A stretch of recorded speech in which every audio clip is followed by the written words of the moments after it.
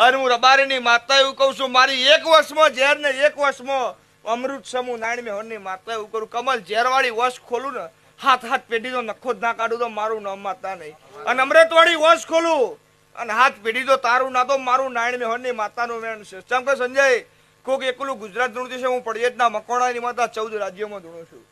તો કદી મારા સેવકનો વાળ વકો થવા નહીં દીધો. રાતના 12 વાગે સંભાળ, હવાના 5 વાગે હાથ બાયણો ના પસાડું તો મારું નારાયણ મેહોરની માતાનું વેણ છે. તો હું પડિયતના મકોણાની છે હર નથી.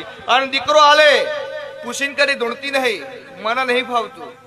હવે તમે માતામાં આગળ જાઓ ને તમારે કહેવું પડે કે મારા વખો છે, તમે માચાણ વખો મટાડા.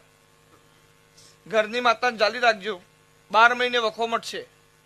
માને મેલીને માસીને મામા કરવાના જ હતા, મેળ નહીં આવે. ચમ કે કોણ માં ના વેધી કે માસી જ વેદ, અને કોકની આપણા ઘેર આવી હોય તો જ વખો આવે, બાકી આપણી રાજી હોય તો વખો ના આવે.